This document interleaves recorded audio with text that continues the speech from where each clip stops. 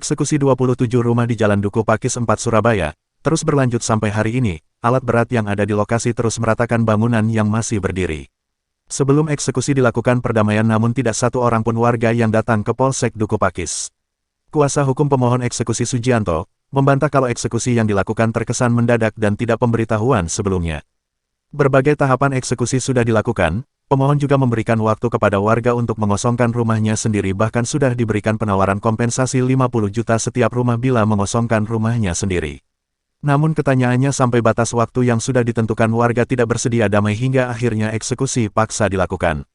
Menurut kuasa hukum pemohon eksekusi, sebelum meratakan bangunan rumah, warga diberi kesempatan untuk mengambil barang-barangnya yang masih tersisa di rumahnya sebelum diratakan. Kuasa hukum pemenang eksekusi Duku Pakis 4, hari ini agendanya apa, Pak? Hari ini saya hanya melanjutkan pembersihan dan juga perataan bangunan. Berarti hari ini harus selesai ya, Pak? Harus selesai. Hari ini juga. Ada berapa, Pak, rumah yang yang dia bongkar insya Allah sekitar 2 bulan. 20 rumah. 20 rumah. Ya. Bukan 27 rumah, Pak ya? 20 Bukan. rumah. Oh. Tapi Ya. eksekusinya 27 rumah. Ya. Terus bahan Ya. bangunan bagaimana, Pak? Maksudnya? Bahan-bahan bangunan. Ini masih milik mereka atau menjadi milik pemenang? Sudah berarti karena tidak dibongkar sendiri dalam waktu yang sudah ditentukan, maka kami akan membongkar. Jadi dianggap sudah tidak mau dibongkar sendiri itu berarti kami yang kemarin sudah dikasih waktu beberapa hari itu untuk mediasi dengan kami, ternyata apa alasannya saya kurang tahu, tidak bisa menemui kami. Ya, akhirnya eksekusi dilaksanakan. Jadi kemarin itu bukan alasan alasan sebagian warga yang menyatakan bahwa itu eksekusi mendadak dan tidak tahu harus kemana, bukan, tidak benar. Sebagai modus saja, Pak ya? Ya, tidak benar itu. Jadi kalau ada orang yang mengatakan itu warga kebingungan untuk mencari tempat, warga kebingungan karena agenda eksekusinya mendadak, itu tidak benar. Ya, sudah bahkan sudah dimediasi sama Polrestabes.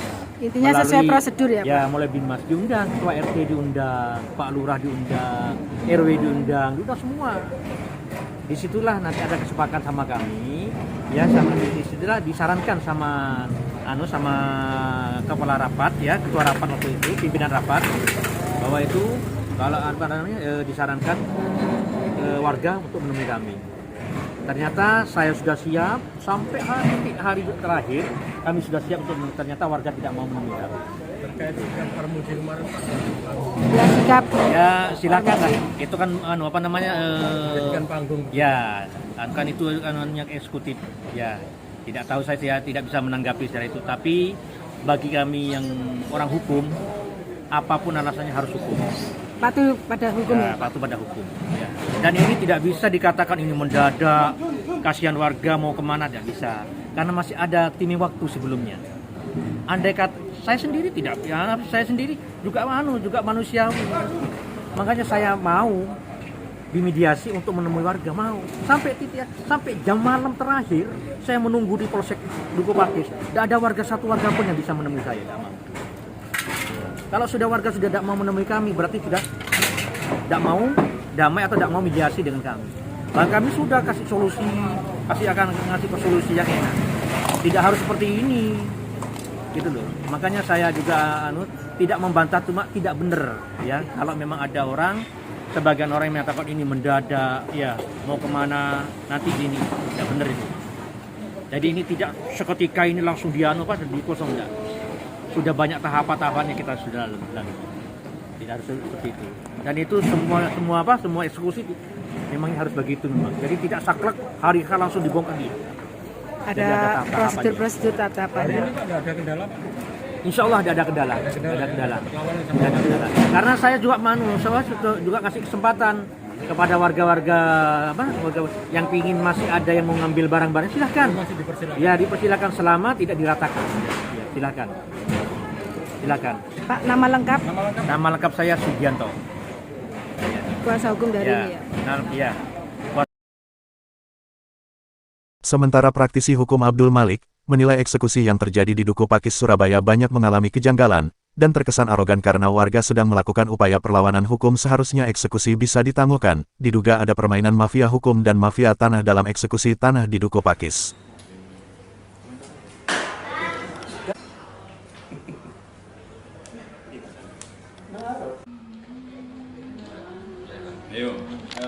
Secara hukum memang permohonan eksekusi ini seperti permohonan yang abal-abal ya, dalam arti kata, mohon maaf saya bicara abal-abal ini karena yang saya tahu ya, setelah saya turun tim investigasi bahwa eksekusi itu diajukan oleh menyangkut masalah gonogini ya, antara seorang laki dan perempuan. Padahal tanah tersebut yang saya tahu itu tanah milik Pemkot, terus tidak tahu apa asal usulnya bagaimana, tidak tahu kok bisa menjadi sertifikat terus dijual kepada orang yang kalah eksekusi itu, kan gitu istilahnya. Nah, jadi saya memang sangat menyesalkan masalah konsentrasi. Iya. Kemarin eksekusi yang sempat ricuh itu gimana? Ya, eksekusi itu kami pastikan ya, langsung kita to the point aja. Ini permainan daripada mafia hukum dan mafia tanah. Kami bisa melihat pemohon eksekusinya siapa. Nah, disitulah kami sangat paham betul bahwa eksekusi itu eksekusi yang dilakukan oleh mafia hukum dan mafia tanah. Dan itu saya mengatakan begini, saya bisa mempertanggungjawabkan omongan saya. Karena apa? Di dalam melakukan eksekusi itu hanya gugatan antara gonogini. Ya, seharusnya kami lihat dari kronologi dari orang-orang yang 28 itu, dia menempati sudah lama. Memang dia tidak punya alas hak ya. Tapi asal mula tanah itu adalah tanah negara, ya, tanah Pemkot. Saya bisa melihat di situ pelaksanaan eksekusi yang dilakukan itu ini permainan. Permainan abal-abal ya, yang laki dipanggil, penjual dipanggil, tak datang ingkrah. Seharusnya eksekusi itu ada namanya konseling, ini kan tidak ada. Seharusnya dari pihak pengadilan ya.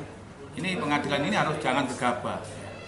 Jangan mengatakan tim advokasi, tim eksekusi ini mengatakan bahwa dia ada surat perintah. Ya boleh, kan? Tapi harus diselidiki lah. Pengadilan itu jangan hanya menerima uang. Ya. Kita bicara begini, saya bisa mempertanggungjawabkan omong saya ini.